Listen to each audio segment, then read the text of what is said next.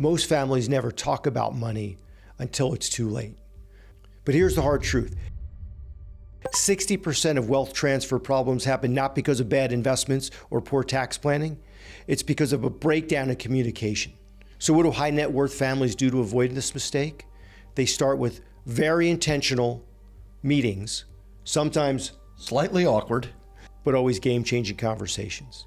We've guided wealthy families through these meetings for some years. Some of them are tense, all of them are emotional, but every one of them is worth it. So if you're serious about protecting your wealth for generations to come, watch this video.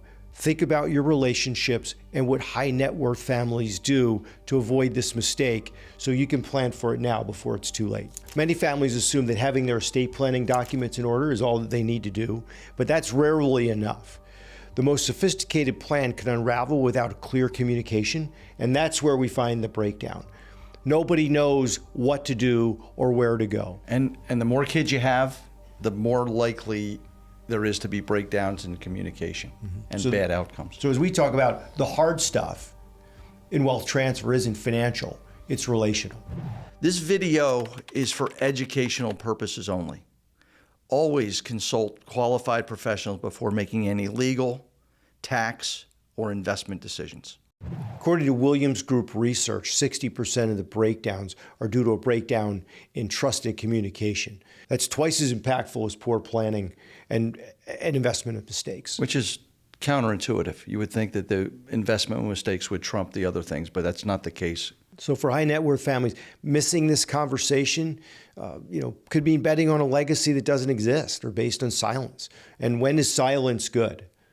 Rarely. Rarely, never. So let's walk through how high trust, high net worth families go through this conversation and why it's the single most underrated, underutilized aspect in all of planning. So I think the first thing is to set the right tone. So let's start thinking about family meetings and what they are and the purpose of them. So if we want to set the right tone, we need to frame the issues, frame your goals in terms that everybody can understand and everybody can discuss. Just clarity's sake, most of the time, is this something that you suggest or clients think of their own and suggest to you? I would say clients never suggest it. Yeah. We always suggest it. And it's hard. We've got kids that live on the West Coast and the East Coast and the center of the country, and it's hard to get them all together. Now, Zoom makes it a little bit easier, but times like Thanksgiving and the holidays are always a good time to get together. I find they resist it, but when you bring it up, they embrace it and they think it's a really good idea, and then you help them get over the hurdle of starting the whole process. Especially after the first meeting. The second meeting is always a whole lot easier for people to do. And if you make it annual or a regular event, the Tuesday before Thanksgiving, sometimes those things, it's a little bit easier and everybody's Yeah, and I also find it, if you mention it to the kids, it's a lot easier for them to go to the parents because they're speaking your voice. Sam or Paul suggested it. And we don't need credit for getting it started. We just want to get it started. I think sometimes we've got to be the bad guys. Sometimes there are difficult conversations to be had. And it's better coming from an independent third party than a family member who's going to, could be emotionally involved with things. So I think there's a couple thoughts in terms of getting started. Number one is you have to be willing to bare your soul. You have to be willing to provide information to your family or to whomever it may be. If you don't have kids, it could be nieces, nephews, could be anybody. Which can make it harder or easier, depending on the circumstances. But you need to be prepared for this and to divulge information that you may not have divulged to too many people. There may only be a handful of people who know. But these are the types of things when you want to share not only the financial aspects, but also, again, the vision. An attorney said to me the other day that inheritance is just money in somebody's pocket waiting to fly out, himself included. And I think the best way around that is to start to share the values that you had, the hard work you put in to come up with the money so that they will hopefully use it a little bit more wisely. I mean, you don't often hear that, boy, that kid inherited a lot of money. Look how he improved his lifestyle and that of his family. Yeah. you always hear the disasters. Well, and sometimes you can give ideas to kids that they may not have thought of on their own. For example, I would love to tell my kids that my goal is some of the money that you inherit from mom and I, find their way into your kids' Roth IRAs, so that so that we can have an impact on their retirement in a tax advantage way. Would they Multi-generational wealth planning. Would they have thought of that on their own? Yeah, maybe. But at least they know that that's what mom and dad thought, and that should weigh in the back of their mind and make it more likely that they execute accordingly. Yeah, and I think for the viewers, I think it's important to note that these are all things that we've implemented in our lives. We had family meetings with our parents to talk about what they wanted done with the money, and they did some Roth IRA planning for the grandkids, which we thought was a terrific idea. Which we're seeing the impact of that, and then saying, in another 30 years, what are those accounts going to be worth? And they're going to have tax-free income available to them and their families. Huge. All started by a family meeting, and that was Dad's vision, and we executed it because that's the right thing to do. Well, our father's been gone for over 5 years, and we're still executing on the plan, still thinking about what did he tell us at all those meetings to execute on the plan while our mother's still alive. So I think the next aspect of the planning is choosing the right participant. And there's a fine line between who you include and who you don't include. It could be kids, it could be grandkids, it could be in-laws, it could be no in-laws. I think over-inclusion can dilute focus. But I think you need to decide who does that. Yeah, there's no right or wrong answers here. It's whatever works best in your mind for your family. And I think where you start is the immediate people. And in most cases, that's kids. It might be, again, nieces, nephews. One of the common mistakes is skipping some adult children. Now, I'm going to share a quick insight. Very smart client of ours, one of the most street smart clients. At his family meeting, he said, I don't want to be there. I said, well, why don't you want to be there? And he said, I don't want my kids to say something about me that they don't want to say because I'm there. Or not say it because I'm there. Or not say it. And I thought, boy, that's kind of genius when you think about the potential impact of that. So especially in high net worth families where the stakes are even greater, sharing the communications with multiple family members. Not every group of 3 or 4 or 5 kids get along. And I think this is an environment where you can. When you get to 3 or 4 kids, they won't see eye to eye on most things in all likelihood, and that's just reality. Mm-hmm. So I think the third aspect is to define the roles and not just the outcomes, and define who's going to take care of you physically, who's going to take care of you financially, and to manage and oversee things, and have a pecking order of who does what. And who's going to communicate with the rest of the family, too. That's an important role. And because here's what happens. We have 4 kids in our family. Our older sister cares for our mother 93% of it, or daughter and granddaughter. In a typical situation, it's often the in-law. Like, we'll pick on my wife. And my wife says to me, Denine's not doing it right. You should talk to her, and she's making the snowballs for me to throw at my sister. I think the best thing in communication is you let the caregiver, in this case our sister, do what she needs to do with unequivocal support. Yeah. And you may not agree with everything. Second guessing is just harsh. It's harsh, and you need to let them have the confidence that they're doing the right thing. And let's be clear, your wife didn't make the snowballs. No, she didn't. That was hypothetical. Because she would make the snowballs. Anyone that knows her knows that would happen. So again, one of the things in all the planning process, I go back to my lawyer days, and 90% of the problems that I dealt with on a day-to-day basis could have been solved by planning. We're trying to give you the tips to make your planning easier to avoid these problems in the future. So if we can avoid some of the future conflict by delineating expectations and delineating what has to be done in a whole number of roles, it's really, really important. And it's not just the title. It's the job description as well. I mean, it just makes so much sense to learn from our experiences and from the mistakes that we've seen made that we can circumvent for our future clients. So I think one of the advantages for you to all take away is we see it, you probably see it in your immediate family and maybe one family removed. We see it from our family and one family removed, and then all of our clients' families. So we've gone through this time and time again, both with the lawyers and the accountants and the family. We've seen a whole lot of horror stories. I'm sure there's a lot we haven't seen, but I think it's something to be thinking about.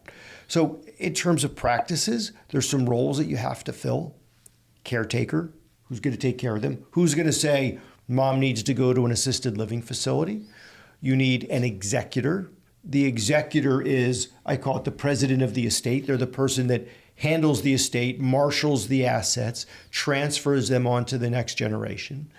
Powers of attorney, those are the people that take care of you while you're alive. Yeah, so powers of attorney's powers stop when the person dies, and then that's when the executor role starts. Because the executor role while one's living is not relevant. It's sort of the same job. Just one is during life and one is after life. I think it could be the same person. I think it's worth clarifying because a lot of clients don't understand the distinctions. Trustees of trust. And I think another, again, highly underutilized thing are the decision-making boundaries. Our father said, I want our sister to be in charge of us. I want her to be our agent. You two guys are busy, you're in the business, and she's going to be a better caregiver anyway. Yeah. I want her to do it. Let's start with that one. So she's in charge. And I try not to second guess. I try to be supportive. And if she says, I need you to do this, I just try to do it. And I think that's the best way to handle things, kind of divide the duties as need be. Let's talk about some stories and some things that have happened. Real life experiences? Real life experiences. I'm going to give a positive one.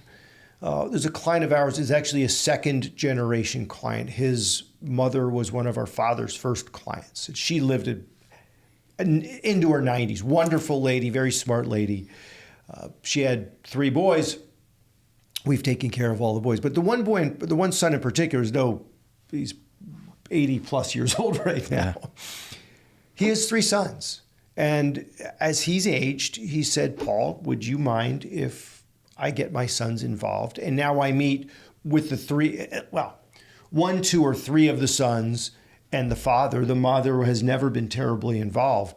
And you think about how well it works. The 3 boys communicate. After a meeting, they get things together, they congregate, and they get back to us. Versus in other situations where the kids or in-laws are throwing snowballs at each other, like we mentioned before. So I think, creating a safe space, I think, is probably the next thing to talk about. And silence sometimes is deadly, and it can indicate a misunderstanding. So I think allowing people to clarify themselves and to voice their opinion is quite important. And when the kids start asking questions, either for clarification purposes or just to understand, then this dialogue is created. And so it's not just the parents speaking and the kids sitting there listening. There's back and forth, and we get to much better outcomes when everybody's involved and engaged. And keep in mind, the first question asked is often not the actual question they want answered. It's probably several layers deeper than that. So continuing on with that, critically important. So you don't want to rush this. You don't want to discourage feedback. You want to get as much feedback as you can. So let's talk about, who's at the meeting and who can be involved. And I think there should be a referee. Could be an attorney, could be accountant, could be a cousin, could be one of us. I mean, we often do it. I think we're often a natural fit for that because we tend to know our clients very well. We tend to know at least a lot about the family. I think it better keeps them on track when you have somebody that's kind of refereeing or moderating it. Otherwise, things go in directions that they probably shouldn't, and you don't get to the things that are really important. As we talked about before, somebody's got to be the bad guy in a lot of cases, either asking the very difficult question or providing. You've perfected that skill, by the way, in every facet of your life. As we think about this, sort of in summary, a family meeting is your opportunity to divulge everything about you, your finances. Do you have a long-term care policy? What's the safe combination? How do I unlock your iPhone? How do I unlock your computer? Let's just elaborate on long-term care. There are kids that don't know parents have it and are paying for their care out of their assets, not knowing that there's a currency that the parents have set up to pay for those those costs. The second thing is I've had situations where the kids have come to me all worried about their parents' long-term care, pending costs. And I say, we got it covered. And they said, I didn't know. My parents never, I'm glad we had this conversation. We can get the ball rolling accordingly. Just a lack of communication, which could have led to some really bad outcomes. Yeah. So again, I think having a structured meeting with an agenda and to go through all of the planning items is really good. That's often best done, I think, by somebody like us, because we usually know where all the bodies are buried, but we also know what we should be looking for, and to talk about, hey, here's what we're doing and why. The why is very important. And the parents or the kids may not know the why, but the why is often important in pretty much anything. And often able to suggest questions that the kids should be asking anyway that they didn't even think of. So I think having a stenographer, a note taker is important because you want to summarize all this stuff. The second most underutilized aspect I think we do is the second family meeting. Right? If you don't do one in a year or two or three, have a regular cadence to them, we think it can be impactful because there's always something that changes. It's like their tax return. You never look at somebody's tax return and don't say, oh my gosh, I learned something new about them by looking at their tax return. I'm going to give you a negative example. I had a client recently, somebody I knew very well, and the father had contacted us many, many years ago and never followed through, didn't want to do anything, and since passed. And the kids came to me and asked, what do we do? Where do we start? And it was a complete disaster.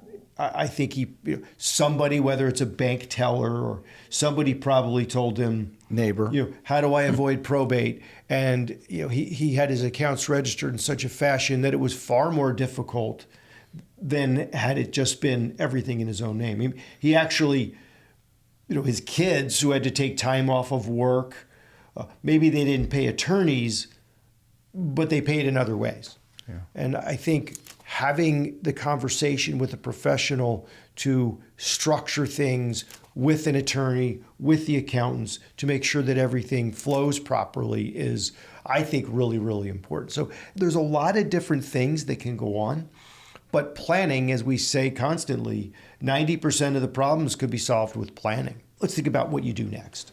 I think there's two questions you ask. One is, and we make very few guarantees, but one of the guarantees that we make are you will either die or you'll become incapacitated, or both. And so the first question is, because we always talk about dying, I think the first question is, what if I live? What if I become incapacitated? Our mother is incapacitated. She can't do her money functions. She can't do a lot of her bodily functions. So if that were to happen to me tomorrow, who's taking charge? Because as our father used to say, if you're Babe Ruth and you think every time you go to bat you hit a home run, that's not so bad for you. Yeah. It's bad for everybody else that has to care for you. So would your family know what to do? Who's in charge? In our mom's case, we know exactly what's going on. And we know who's in charge. And we know who's in charge. And I think that's been a big benefit. The second question is, what if I were to die tomorrow? And what happens to my wealth? What happens to my legacy? Do I get to pass on my values to my kids and grandkids? So that the people that work 18 and 20 hours a day, 6 to 7 days a week, blood, sweat, and tears to build their wealth, typically don't want their grandkids flying first class. And I think that's, again, part of the planning. So we need to choose the right time. We need to choose people that in your court. We need to pick the right facilitator, the right advisors to do it. We need to clarify the roles, the expectations, who needs to do it when, and then revisit it. What's the cadence? Are we going to do it every year or every 2 years? We don't want to do it after mom or dad has a stroke. Yeah, just touching on your previous point, passing on the values is underestimated. Too many people don't pass them on. If you don't pass them on, it's unlikely they're going to be followed. If you don't make it clear what your values are and what you want to have happen, it's unlikely going to play out that way. And there's no guarantee it works, but it's the best. It's the best you've got, the best chance you have at doing it. I find it works more times than not when there's clarity. A strong estate plan is important, but a strong family plan is even more important. That's what turns documents, which are just words on a page, into a living and breathing executable plan. This family meeting is the antidote to the problem. we discuss in another one of our core videos. To understand exactly what's at stake, if you don't have this conversation, watch our video explaining why 70% of family wealth is lost by the next generation. Click here to learn how to avoid becoming part of this awful statistic.